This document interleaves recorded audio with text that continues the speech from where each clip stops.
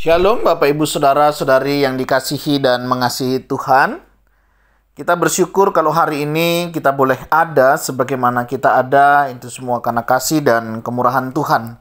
Mari kita datang kepada Tuhan, kita berdoa. Tuhan, terima kasih, kami mengucap syukur untuk kasih setiamu di dalam hidup kami.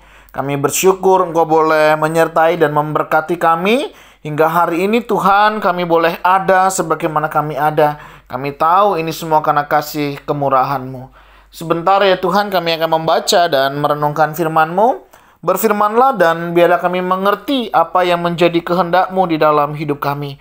Kami berdoa di dalam nama Tuhan Yesus Kristus. Haleluya. Amin.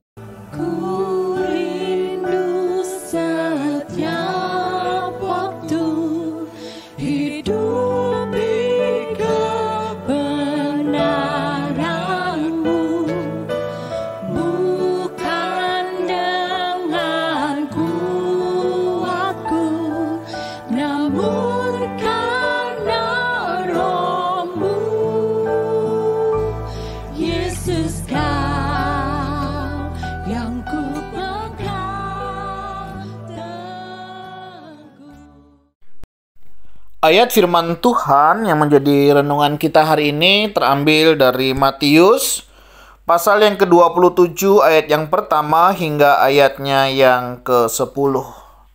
Saya akan membacakan ayat ketiga dan juga keempat.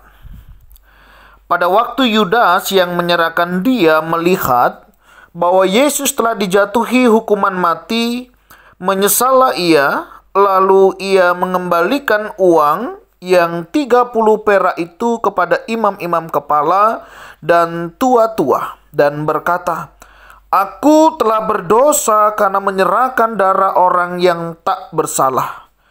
Tetapi jawab mereka, "Apa urusan kami dengan itu? Itu urusanmu sendiri." Amin. Demikianlah firman Tuhan. Mari kita merenungkannya. Bapak Ibu Saudara, ada satu istilah yang mengatakan demikian. Penyesalan itu selalu datang di belakang. Kalau yang di depan itu namanya pendaftaran. Nah, Bapak Ibu Saudara, mungkin istilah ini cocok untuk Yudas. Kenapa? Karena beberapa waktu sebelum Yesus ditangkap, Yudas sudah pernah diingatkan oleh Tuhan. Tetapi dia tetap melakukannya. Yang akhirnya dia bersepakat, dia bersekongkol untuk memberikan informasi untuk penangkapan Tuhan Yesus. Dia menjualnya dengan harga 30 keping uang perak. Saya nggak tahu apakah Yudas memahami konsekuensi dari apa yang dia lakukan sampai sejauh itu. Atau hanya sekedar mau memberikan efek jerah, saya juga tidak terlalu melihat di sana. Tetapi satu hal, kalau kita membaca ayat ini dikatakan, pada waktu Yudas yang menyerahkan dia melihat bahwa Yesus telah dijatuhi hukuman mati, menyesallah ia.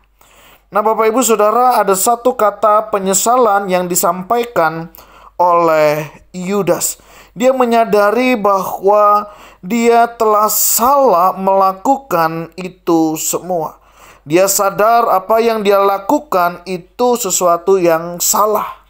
Sehingga dia sadar ya, dan dia menyesali akan tindakan yang dia lakukan. Tetapi apa boleh dikata? Ketika dia menyampaikan penyesalan ini, mereka menjawab, "Apa urusan dengan kami? Itu urusan kamu." Bagian yang kedua kita belajar setiap keputusan, setiap tindakan yang kita ambil, kita tahu pasti ada konsekuensi. Ada harga yang memang harus kita bayar. Harga apa yang diterima oleh Yudas? Dia menerima apa yang menjadi bagiannya. Itu bukan urusan orang lain, tetapi ini urusanmu. Bapak Ibu Saudara, tentunya hal ini mengingatkan kita bahwa pilihan-pilihan kita itu akan menentukan hasil apa yang akan kita terima. Dan setiap keputusan yang kita ambil, ini tidak berbicara tentang orang lain. Ini tidak berbicara kepada orang-orang yang ada di sekitar kita. melainkan itu berbicara kepada setiap kita pribadi. Kenapa? Karena kita yang mengambil keputusan itu, berarti itu menjadi urusan kita. Apapun hari ini Bapak Ibu Saudara, ketika kita mengambil sebuah keputusan, jangan pernah menyalahkan orang lain. Jangan pernah menyalahkan orang-orang yang ada di sekitarmu. Karena keputusan ini ada di tangan kita. Apakah kita mau mengambil ataukah kita tidak mengambilnya. Oleh sebab itu, mari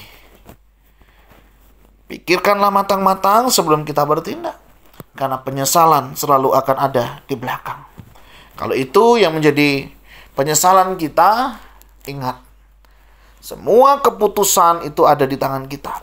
Bukan di tangan orang lain atau orang-orang di sekitar kita.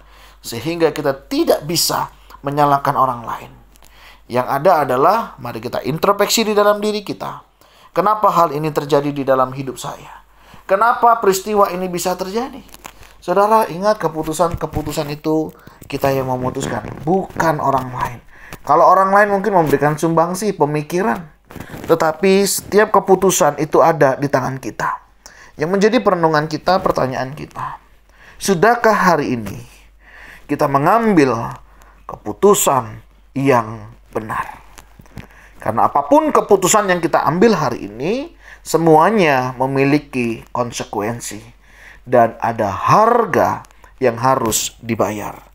Dan ingat, apapun yang terjadi itu bukan urusan orang lain. Tetapi itu adalah urusan kita. Oleh sebab itu penting sekali di dalam pengambilan setiap keputusan kita dapat mempertimbangkannya dengan baik. Nah, kiranya Bapak Ibu Saudara ditolong untuk kita belajar dari kegagalan demi kegagalan yang kita alami di dalam mengambil keputusan, dalam mengambil sikap, baik di dalam mengambil pasangan. Jangan katakan, aku menyesal dengan pasanganku hari ini, ternyata dia bukan jodohku. Oh Bapak Ibu Saudara, kalau engkau sudah diberkati di gereja, ada saksi ya, kita menyatakan semuanya. Ya, kita nggak bisa bilang itu bukan jodohku. Karena itu adalah pilihan kita. Ya, kita tidak bisa menyalahkan orang tua, tidak bisa menyalahkan orang-orang yang di sekitar kita. Dalam pekerjaan, apapun pekerjaan kita hari ini Saudara, tentunya kita sudah pikir masak-masak dengan segala konsekuensi yang ada. Oleh sebab itu, mari pikirkan baik-baik. Yang sekolah, yang studi, apapun jurusan kita yang kita ambil. Kita tahu kita mau kemana. Arah kita mau di mana dan kemana. Tentunya kita sudah tahu. Dan pastikan dalam setiap pilihan kita melibatkan Tuhan. Jika kita rindu setiap pilihan kita boleh dipimpin oleh Tuhan. Sehingga kita boleh melakukan apa yang menjadi kehendak Tuhan di dalam hidup kita. Masak nasi jadi bubur, penyesalan sehari. Potong rambut menjadi penyesalan 1 bulan. Ya, tidak lulus ujian dalam sekolah, penyesalannya 1 tahun karena kita harus mengulangnya. Salah pilih pasangan hidup, menyesalnya seumur hidup.